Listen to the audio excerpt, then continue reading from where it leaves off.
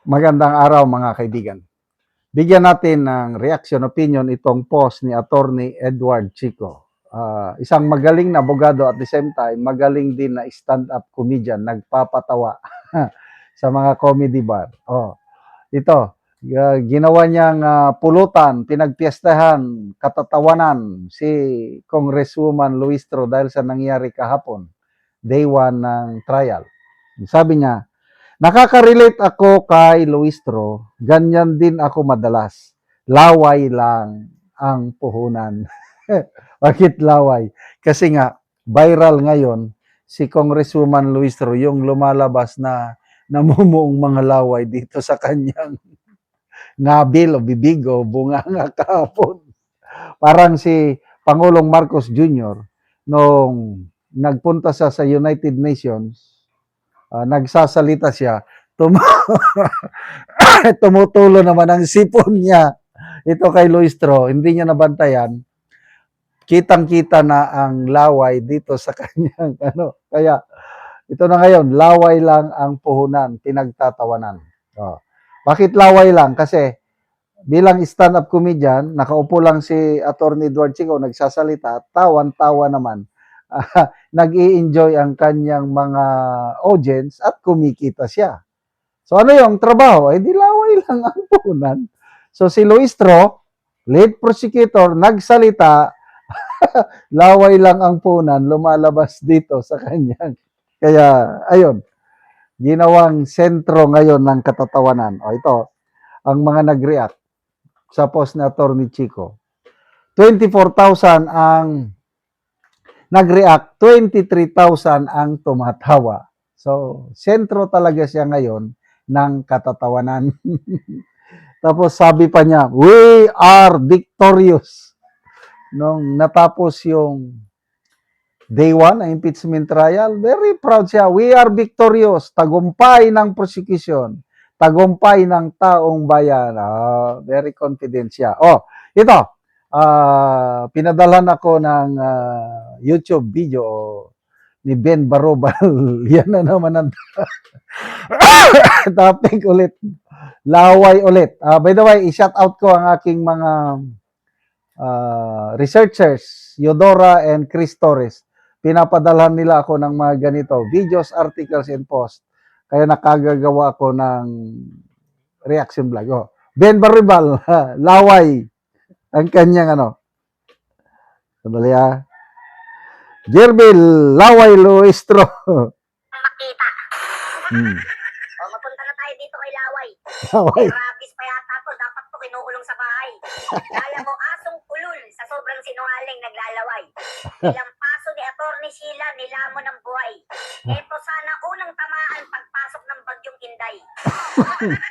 Sa atin po mga galang-galang na senator judges, mga minamahal na kababayan, Kita mo? Intro mo pa lang high blood din na sa'yo mga tao. Anong minamahal pinagsasabi mo? Oy, pwede ba wag mo kaming tawaging minamahal? Kinikilabutan kami sa'yo. Wala kang ibang minahal kundi yung speaker mo. Hindi kami nagmamahal ng magnanakaw, saka nakakadiri yung laway mo. Tingnan mo yung laway mo, nakakadiri, grabe. Ang tanda-tanda mo na may gatas ka pa sa labi. Sa lahat ng gatas, yan yung marumi. sa loob ng bulwagan Wow! o sa labas man, Ang bait nila away mga nakatutok sa telebisyon, Ganda ng script sa cellphone o sa radyo, Nice! saang sulok man ng mundo, kayo naroroon. Galing mo salita ka, alam mo di magnanakaw Maraming Pilipino ang nagtatanong ngayon, Talagang maraming Pilipino ang nagtatanong ngayon. Yung karumal-dumal na nakawan sa flood control, nasa na ngayon? Mga kampon kayo ng demonyo, hindi ko makita yung logic dun. Isinangtabi niyo yung blue ribbon na trilyon ng nakawan, tapos pinalitan niyo ng impeachment na 125 million. Ikinulong niyo si Senator Marcoleta para maipasok niyo yung impeachment ni VP. Ininto niyo yung blue ribbon para matakpan yung flood control anomaly. Hindi ba obvious na iniisa-isa nila yung minority? Kasi lahat ng majority member ng BBM robbery.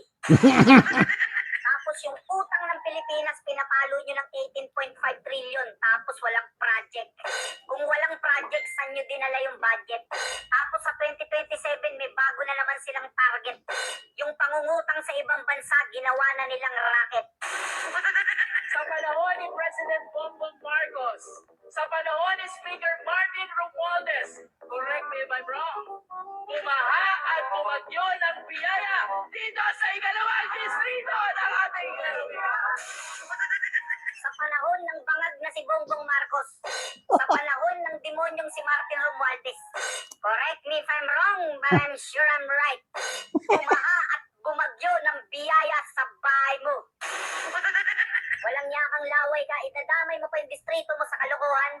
Sinungaling ka talaga, yung distrito mo, kinikengkoy mo na naman. Bumaha sa kabumagyo ng biyaya. Tinanong ko yung distrito mo, wala daw ganyan. Kung bumaha man at bumagyo ng biyaya, sa bahay mo lang. Bakit mahalaga ang paglilitis na ito? Bakit? Ano ang kaugnayan nito sa buhay ng ordinaryong Pilipino? Ano? Lubos po naming nauunawaan ang mga tanong na yan. Sa katunayan, may isang driver na nagtatanong, paano sasapat ang kita sa pasada upang mapakain niya ang kanyang pamilya? Sinungaling ka, Luistro. Yung driver na sinasabi mo, in-interview sa teleradyo. Ang nirereklamo niya yung bangag na amo mo tapos ipapasa mo. Galit na galit sa inyo, halos isumpa kayo. Dismayado ang ilang jeepney driver sa pagsuspindi ni Paolo Marcos Jr. sa dagdag pasahe sa mga pampublikong sasakyan na sisimula sanang ipatupad bukas. Uy, gutom na kayo na siya, oh. Paglagi, pansin ka doon. Anyway. Ang galing ni Ben Barubalo. Isa sa mga stress reliever. Dalawa sila ni Makata ng Bayan. Ano naman yung channel niya? Basta yung batang Makata, kalimutan ko na. So, laway lang ang puhunan. Ano kaya ngayon ang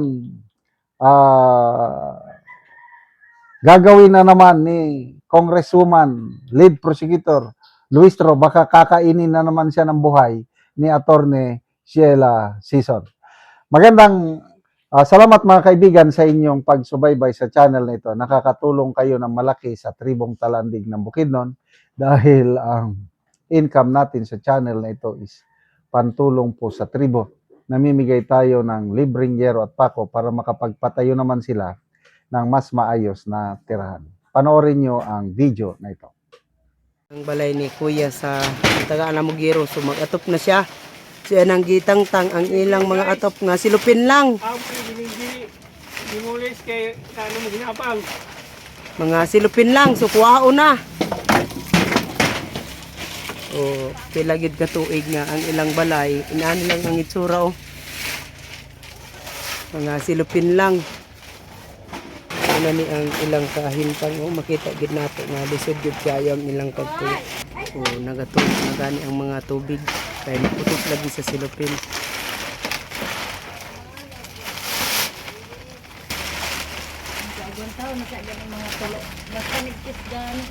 So mga gabok na gid kaayo ang silupin oh. Ang mga tubig oh. So ang inyong gabuhaton ani Nicole kada naamoy makita nga silupin inyong iatop. Oo, ana na. Iatop then mulagi magulan ay. Mulan ya maputos gyapon. Dapat di gira ni kilit sana og bungtag ko na lang gay ni kilitas. Silupin. Ilang mga kusina. Karang tangon ang atop pero ang tubig oh. Atop nga silupin lang. Apahan.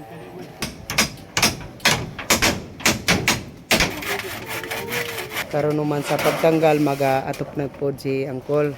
Ay nakuha naman tong iyang atop na mga silupin lang.